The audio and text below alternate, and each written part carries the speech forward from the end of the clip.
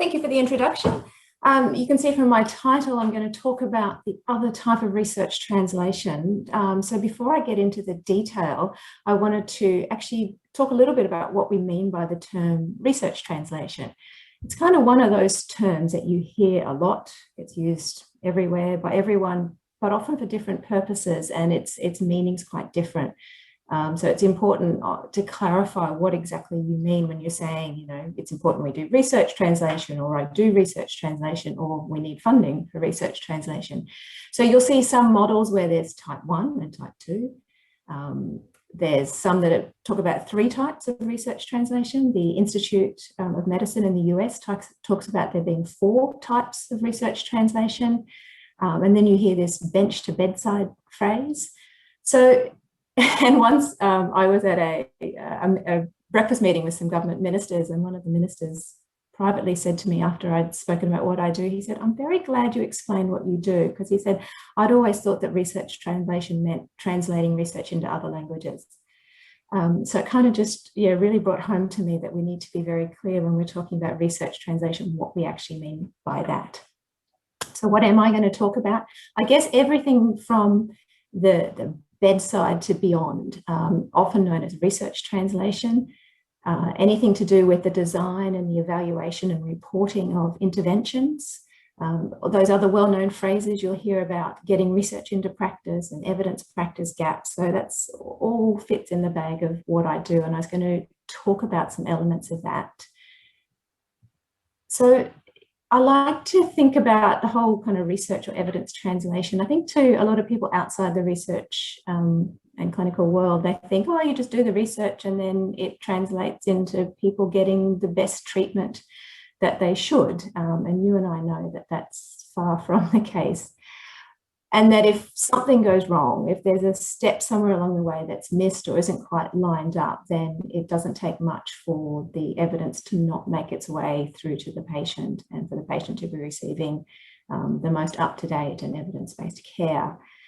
So what I wanted to touch on today was some of the, I guess, lesser considered aspects of this type of research translation, being patient-oriented research translation, and this concept of randomized trials, which everyone knows is the gold standard for knowing whether interventions work, but whether they're useful and they're usable, and the implications that that also has for downstream evidence syntheses, so things like systematic reviews and clinical practice guidelines. So I'll touch on a few of the problems that can go wrong and where those dominoes can fall over and research doesn't make its way into right to where we intend it, which is always to improve patient outcomes. And also for each of those, some of the international initiatives that have been developed to improve these areas. So the concept of involving patients in research is really quite new. So if you look at, can I just check? I've just got a message saying my speaker has changed. Just checking you can hear me okay before I continue. Might get Steve or someone in audio. Yes, we can hear you. Check you can still hear me okay. We can hear you fine. I'm going to assume you can. So this whole concept of patient-centered outcomes or research is quite,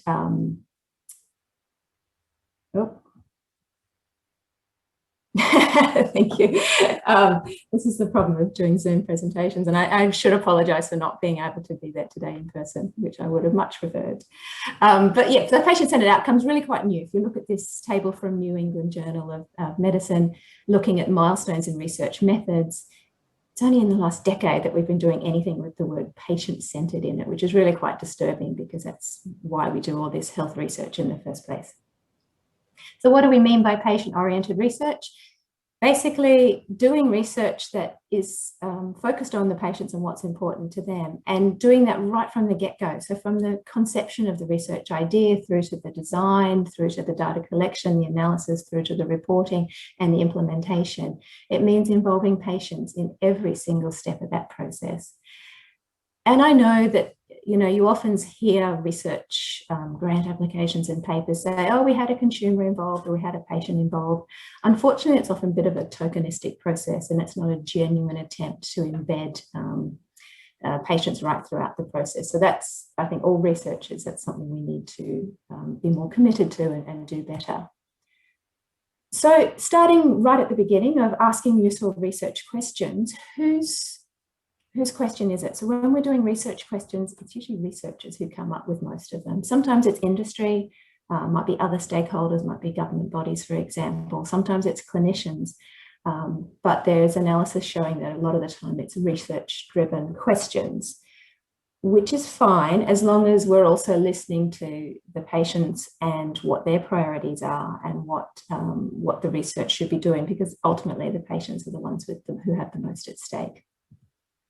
So one of the initiatives that's been developed about 10 years ago is the James Lind Alliance, which is in the UK, and they set about bringing together groups of patients, clinicians, researchers, other stakeholders for particular disease conditions, and then working together with those to identify what are the 10 most or 10 top uncertainties for that particular area. What would you the biggest research gaps, what would you like addressed?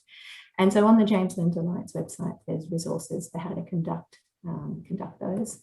Another fairly recent initiative is PCORI, which is a US-based patient-centered outcomes research initiative. So I'd encourage you to also be familiar with their website and a lot of the resources they've got on there about how to engage patients in research. So continuing on this theme of kind of useful randomized trials, once we've got the research question, and then you have to think about, well, what am I measuring? So it's worth thinking, am I measuring something that matters to patients? And this is what I showed you in that New England Journal of Medicine table earlier, this concept of patient-relevant outcome measures. Are you measuring in your trial something that matters to patients, and not surrogate outcome measures, but something that a patient would define as, if this treatment was effective, this is what success would look like for me. And of course, that's going to be closely related to asking the right question. And then in terms of once you know what you're going to measure and then how are you going to measure it, this concept of something called core outcome sets, which is for various health areas, so usually disease condition specific, is an agreed set of outcome measures that are going to be measured at a minimum. You can measure additional stuff as well, but you measuring these standardized outcomes in trials.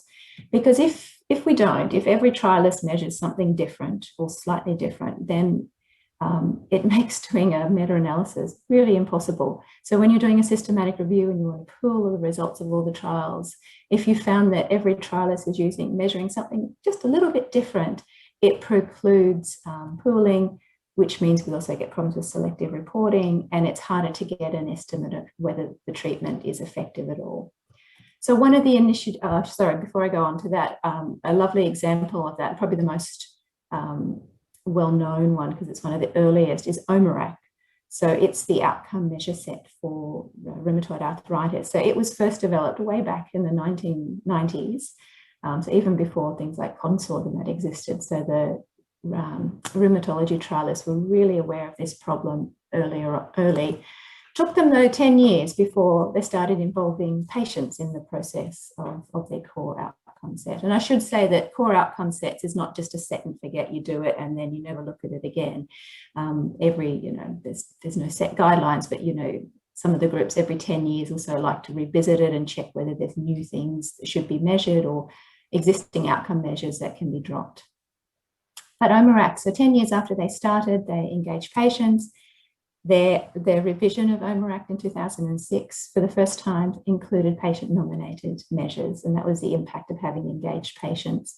And you can see this is from a conference proceedings. Actually, they held that one at the Gold Coast that year. And you can see they had a whole stream on patients' perspectives, accompanied by a paper pointing out that patients with rheumatoid arthritis have different perspectives on what outcomes are important to them. And for that one, fatigue was something that clinicians had never previously thought to, or trialists hadn't measured in rheumatoid arthritis trials, was fatigue. And patients reported that as one of their overwhelming priorities and difficulties with RA, so that they really wanted to know any treatment, did it improve their reduce their fatigue levels. So the international initiative aimed at promoting core outcome measures or core outcome sets is COMET. And again, I encourage you to go to their website, be familiar with what what core outcome measures exist, whether for the area that you research or work in, whether there's already one, there's quite a lot now around. And if there's not, then thinking about developing a core outcome measure set for your area in itself is a very, very worthy research endeavour, and there's guidelines on the COMET website about how to do that. So moving on from outcome measurements and up to the reporting of the trials. When trials are reported, the reader tends to make interpretations about what was done in the trial, and what the results mean based on what they read, because that's the only guide they've got. And so when bits are missing in trials or not clearly described, then the reader makes assumptions. And so you can ask people who've read the same trial, what do you think this means? What do you think they did? And how would we use this? And you can get quite different interpretations, which is disturbing. So that led to the realization back in the mid-90s with Consort of the need to completely and transparently report research studies and what goes on there. So the Equator Network, which I'm hoping most of you are familiar with, I say this with my hat on as the co-director of the Australasian network, is purely a website that pulls together all the reporting guidelines that exist. So the well-known ones like Consort and Prisma and Spirit and Strove and so on. But then there's actually a few hundred research guidelines on there. In itself, actually having a lot of them is a bit challenging. But it's worth knowing if you're reporting, and even before you start the reporting, when you're at the design phase, think about what else should we be thinking about doing. It's worth being familiar with what research guidelines, reporting guidelines are relevant to your area. So when we're doing a randomized trial, and let's assume we've got good methods and it's nice and rigorous, what else do we need to think about doing in the trial and in the reporting of the trial that would make it usable and useful for the end users of the trials? First thing is, what is the intervention? So we did some research about 10 years ago where we took a sample of 133 randomized trials published in the big 6 medical journals, and they were non-drug interventions. And we looked at, when we analysed the descriptions of the interventions, was there enough detail that if I, as a clinician, I wanted to pick up the description of the intervention and deliver it, provide it to a patient tomorrow, was there enough detail for me to be able to do that? Disturbingly, there wasn't. There was only 40% were, so 60% were not adequately described. So wherever there were gaps, and we also, not just the description, we also looked at their appendices, we looked at websites, we tried to Google things and track it down ourselves. If we couldn't, then we wrote to the authors and with the very specific questions about what was missing and whether they could share any additional information or materials. We got some improvement from that, and we re-rated the trials. So then it meant that we could share, we could describe and replicate, if we wanted to, and implement 60% of the trials. But that means there's still about 40% of trials, randomized trials, that are unusable because there's not enough details over the interventions that you can't actually use it in practice. So that's just a waste in research. And you can see that's one of the places where that domino would completely fall over and the whole process would stop. So resulting from that, one of the initiatives that we developed, because it became clear that when authors sometimes thought they were reporting an intervention clearly, but they actually weren't. There's a TIDIA is a reporting guideline. It's an extension of Spirit and Consort, and it aims to give authors of trials or any evaluative intervention study the details they need to be able to completely and transparently report the intervention. It's got 12 items in it. I won't go through them in detail now, but it's essentially the who, what, where, when, why of the intervention. So moving on from the intervention, did the intervention work? So that always, when people say, well, was it effective? And you think, well, what do you mean by effective? Because for any intervention, we need to balance up the benefits of the interventions and the harms of the interventions. So this leads us to the concept of preference-sensitive health decisions. So when the evidence doesn't strongly support one option that's clearly superior. And that's actually the majority of health decisions about treatment. There's very few where evidence clearly supports one option or clearly supports not doing one option. So the majority of healthcare decisions is where there's a few options and they differ in their pros and cons and how people perceive them. And so this means that it's patient preferences and values that may likely to influence which choice they might make. And so that's what's known as a preference-sensitive health decision.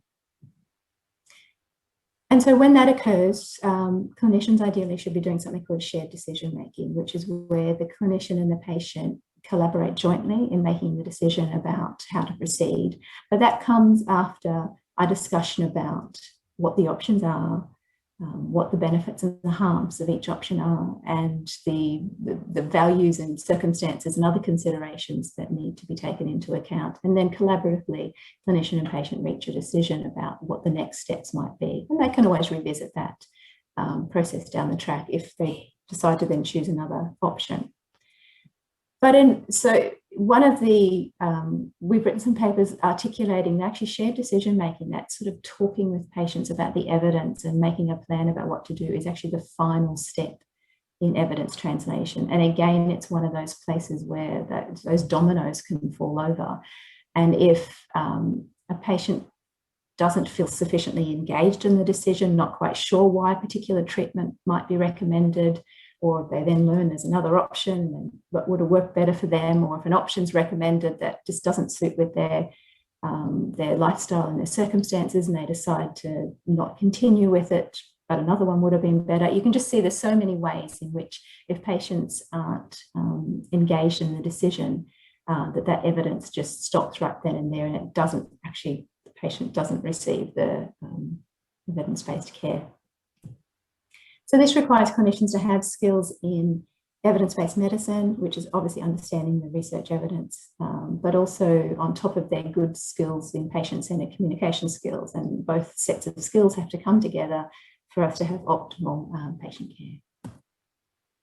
So what's important in the reporting of trials here is that trials report the benefits, which most do because they're interested in working out whether a treatment's effective.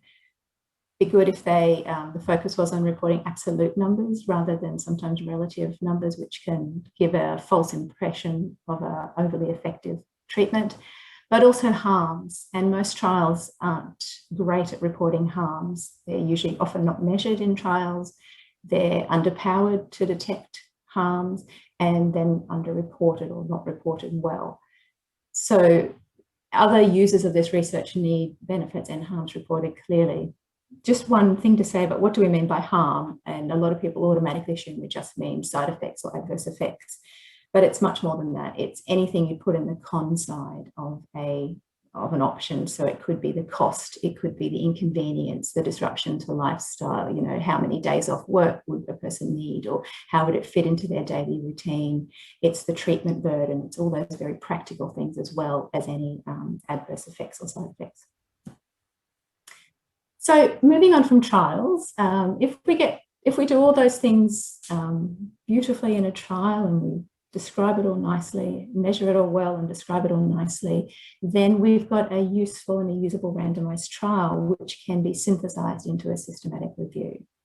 And systematic reviews are often referred to as the basic unit of knowledge translation because generally practice isn't changed on one or two randomized trials. We'd like a body of evidence gathering them together, so that's systematic reviews. But if the randomized trials aren't done well, if they've missed some of those steps I've talked about, then it means those problems are just compounded in systematic reviews. So if details about harms are missing, or the interventions are poorly reported, or if every trial uses a different outcome measure, then you've got those same kind of gaps and holes in a systematic review. So that's why it's really important to get it right at the trial level, because there's lots of downstream consequences. And similarly, systematic reviews themselves are then often synthesized and collated into clinical practice guidelines. So if there's gaps in systematic reviews, it means we've got gaps in clinical practice guidelines.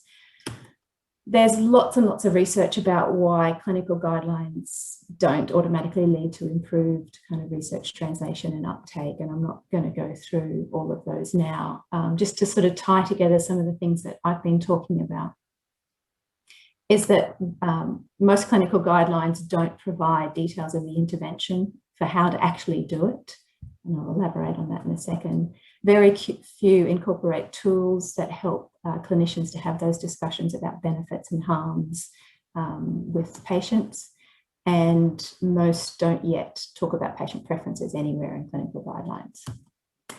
So this one, because most of the research that I do is non-drug research, there's quite a lot of research starting to come out that clinicians go, yeah, I'd really like to use the guideline. It says that, you know, this intervention is the one that I should be doing and it's recommended. But then I looked in the guideline and I'm not actually sure what that involves. So things, this citation here is from stroke clinicians looking at why they didn't implement stroke guidelines in practice.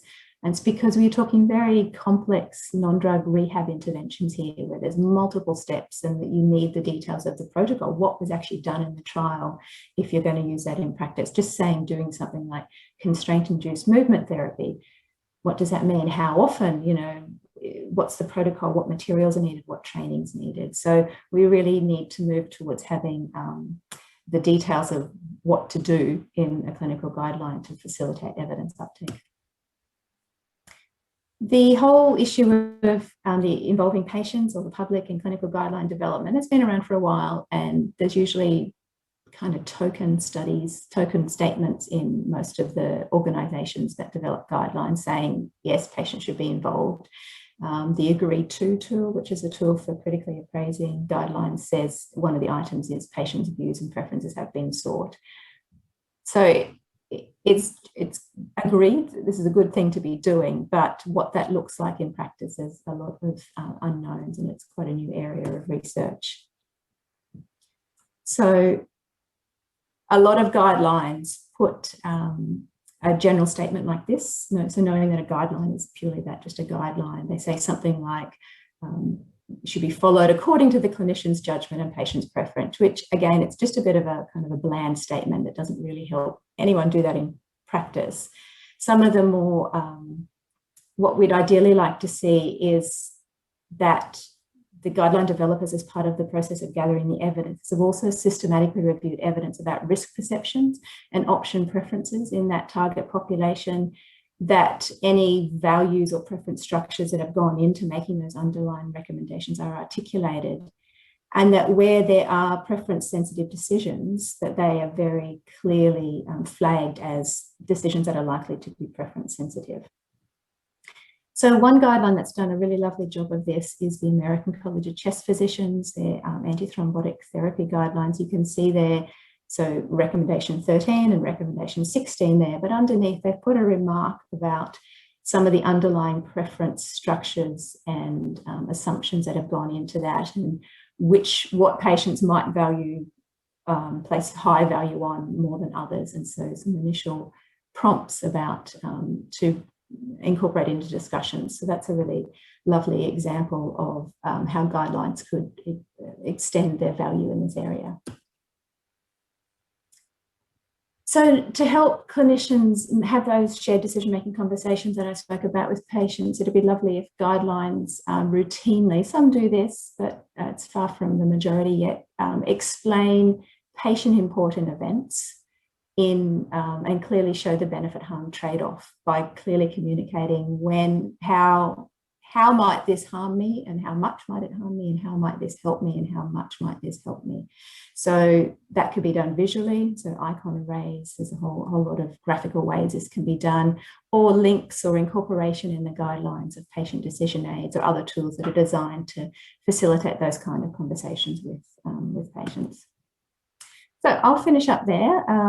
Hopefully that's given you some ways in which we could improve research translation and overall improve the value of research by making sure that it's all patient-centered from the beginning through to the end, and that we're fully reporting the research so that others can use it.